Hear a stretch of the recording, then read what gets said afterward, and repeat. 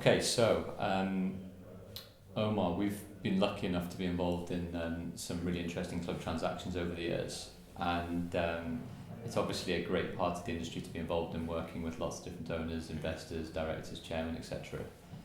I guess the ultimate question that I get asked a lot, sometimes by them and sometimes by others, is why buy a football club in the first place? Yeah, it's extraordinary when you think about it, right? I mean, there's that saying, isn't it? The quickest way to become a millionaire is to be a billionaire and buy a football club.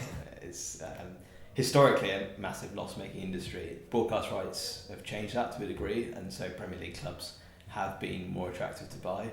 But running a football club is an extremely stressful business where you are likely to suddenly lose money on the operating costs of the club. I think what a lot of owners will be interested in sport is raising profile. It's clearly a big part of it. Being able to own a football club is just cool. I think any of us would like to do that.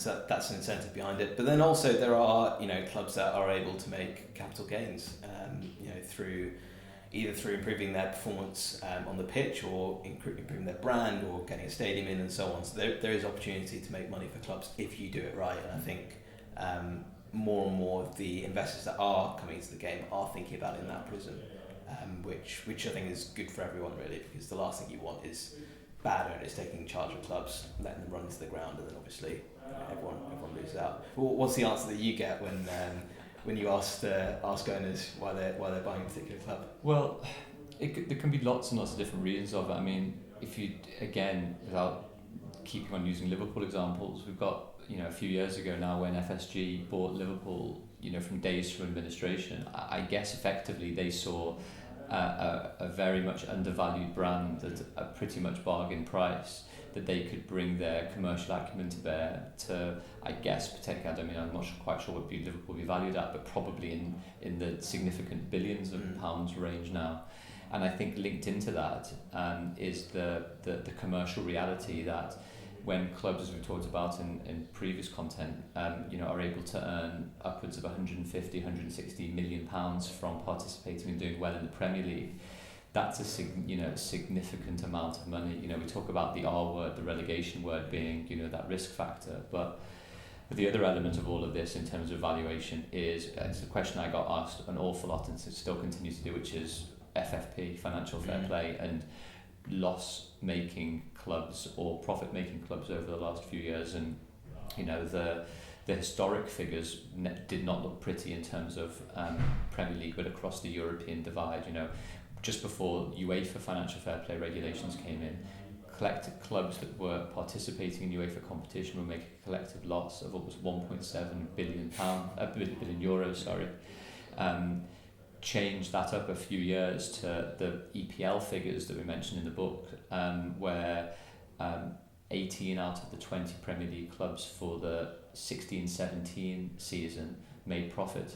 Last year those figures dropped a little bit, those numbers of clubs making profit dropped a little bit, but on the whole we're seeing a sea change in my mind. Take away the outliers of Bury, unfortunately, and Bolton to an extent, but the sea change generally is that most clubs are living within their means and are having to live within their means at least at a higher level because of the regulations that impact. And so I think it's easy to say why own a club, that the query about then the evolution from why owning a club is how do you value a club, I guess ultimately is. And it'd be really interesting for your thoughts on that, because some clubs can be overvalued for particular reasons, undervalued in some ways.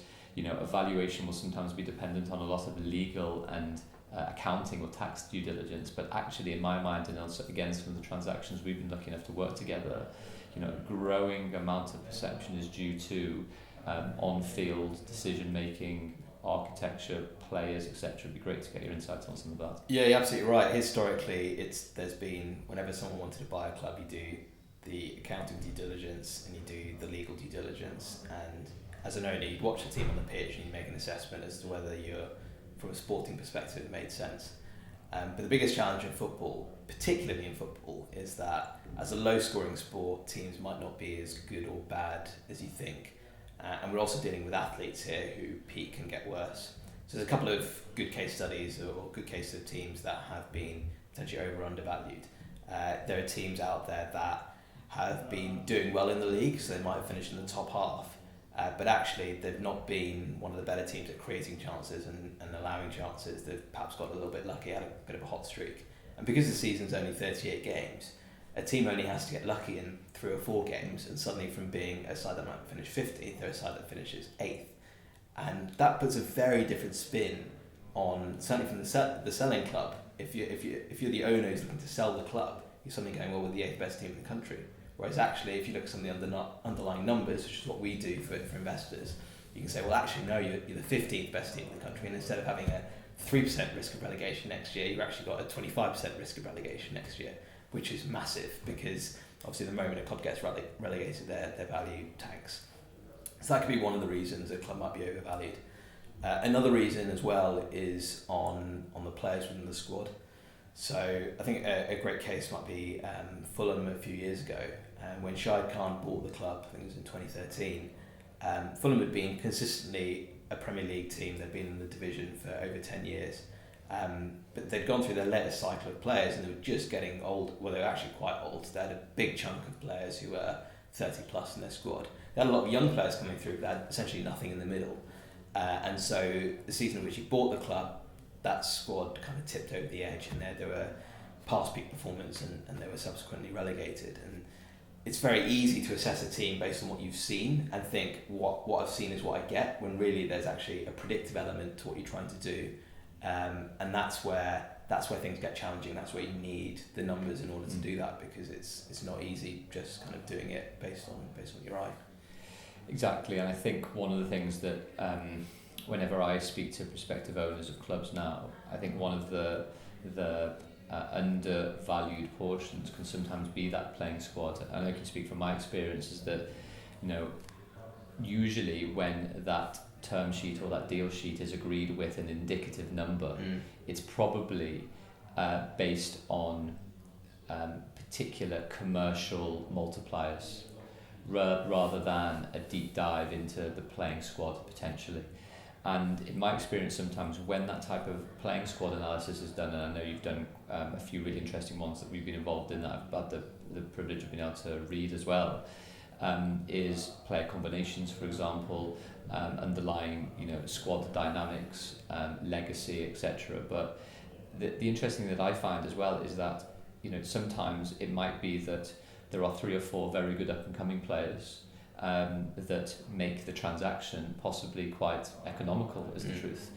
In a day that, when we were talking previously about transfers, where a good up and coming player who may be breaking into the England setup, for example, for the first time, James Maddison, for example, may be worth upwards of 70 or 80 million pounds without playing too many England games just yet.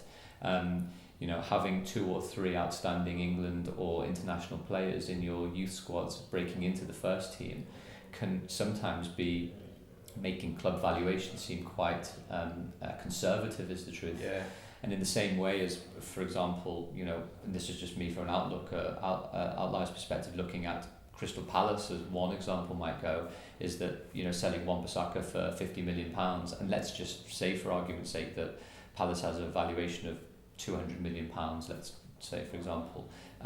It's pretty unusual for 1 or 2 players, if you include Wilfred Zaha with the rejected bid late in the window, that 2 players could be worth more than half of the enterprise value of a particular company. Yeah. That's how, in a way, strange club evaluations can be, depending on particular transfer activity that the club is either buying or selling accordingly. Yeah, and I'm sure there's been plenty of cases where the value of the squad is actually greater than the transaction value, which is in part because an owner can't just go in and sell all the players, because then the actual value of the club itself collapses. So it's a difficult one almost to get your head around, that you can have £50 million players, but actually the value of the team, because of the risk of relegation, is so high, it isn't actually, they aren't necessarily one-to-one correlated. There might be some kind of differences that exist there. I think one of the interesting things to discuss is around Premier League transactions versus Football League transactions. We've spoken a little bit before about broadcast monies plateauing. Does that mean a Premier League club is less interesting now, and actually the interest might be in getting Championship or even League 1, League 2 clubs? Yeah, I think there's a bit of a drawbridge effect. Is the truth is that I think because of the huge monies in play in the Premier League and effectively on offer for Championship clubs being able to break into the Premier League and parachute payments, etc., is, you know, generally you're obviously paying a premium for a club in the Premier League because you're guaranteed those monies for a certain period of time. That premium can be significant. The same is also true of a Championship club in my experience as well, because the premium you're paying tends to be a loss-making club because effectively within the FFP constraints, still sustainability constraints, you know, clubs in the Championship are trying to get to the holy grail of the Premier League, which is costly and time-consuming in a very competitive, uber-competitive second league. The query then with potentially buying clubs in League One or League Two is, I guess, not necessarily the solidarity sums, because they're not hugely significant. That they are in the millions, but not hugely significant in the same way. Is whether you feel you can put a good team together post-transaction to be able to leverage particular types of competitive advantage, if it is recruitment, if it is scouting, if it is a particular ethos, if it's a particular playing style, if it's with a certain manager that you know will work at that level, which gives you a good enough chance. You know, I guess you can see that a lot more than we can in a lot of the work that you do. It is, you know, are you going to pay a certain amount of money for a club which maybe doesn't have a great history of success, but at the same time you can put in new and interesting business methods into a particular club, which may create more of a competitive advantage to succeed. Yeah, there's almost two ways you can look at it at that level, at that League One level. So one way might be, if you go back a couple of years, at Luton Town. So at the time we actually thought Luton Town, when they were in League Two, we thought they were as good as some Championship teams. And so there's a club that's operating well that just happens to be below its natural level, if you like, its natural performance level. So as an investor, that would have been a really interesting club to invest in at the time, because you could almost just let it be and it would naturally rise up the division. So that's kind of your well-oiled club that you're just taking advantage of the fact that maybe they're a bit unlucky in a couple of playoff matches, for example. The other one is targeting the basket cases, which is kind of a bit what you were alluding to there. Is like, can you identify the clubs that are being run horribly, like everything that's gone wrong? You know, they've recruited badly, the academy's rubbish, they've not got a great head coach, and then maybe the fans aren't attending the games because they don't want to see the team anymore. Can you find those clubs that, and then have a compelling strategy or a strong strategy in order to turn those clubs around? And I think more and more investors will look at that, because I think the Premier League, you're right, it's so, the values are so high, and you are paying that premium because you've got that guaranteed money for X years, including the parachute payments. That investors are potentially going to have to be smarter at identifying clubs lower down the pyramid. But the fact is, those clubs lower down the pyramid aren't as well known. So if you're an investor from the US or an investor from the Middle East, then you're not going to know about those teams, are you? You know, you're going to know about your Spurses and Liverpools, but you're not going to know about Oldham or Rochdale. So that's where, I guess, you guys come in. Yeah, well, hopefully, yeah, and yourselves on identifying those clubs in the first place. Exactly, and I think that feeds into the sort of post-acquisition element of how you structure on-field and off-field sporting and commercial elements to try and transition to the club that an owner or investor wants to effectively be identified with, and to bring that ethos in. But ultimately, the other thing that I think would be interesting to touch upon, at least for a few minutes, is talking about the rationale and philosophy for why investors may actually invest in more than one club. Now, it's a growing trend. We've seen it with Citigroup, for example, and others. From a sporting perspective, at least, what is so attractive about owning multiple clubs and, I guess, sharing in those economies of scale too? Yeah. So I think for your elite level clubs, so Man City, for example, the opportunity, if you got a kid in the Man City academy, the gap between the academy and the first team is so big that for him to jump into the first team is really, really difficult. So the opportunity to have clubs globally that you could potentially loan to and give special experiences to is a very kind of logical approach to it. But also to source the talent globally in order to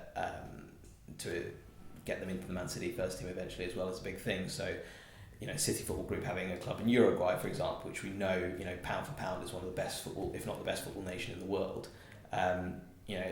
If you're a young kid in Uruguay and you see this club that's owned by City Football Group, you're potentially more attracted to it because you know that there's potentially a pathway through to City's first team. And if you are a kid at in Uruguay in the City Football Group, then you're going to be on a whiteboard somewhere in Manchester, and your name's going to be tracked. So that's quite attractive for the players.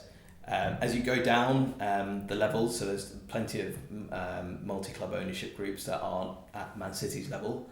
Again, the talent transfer is quite interesting. If a player isn't working out in a particular country for whatever reason, cultural, language, or whatever, then you can potentially move them across, relatively pain-free.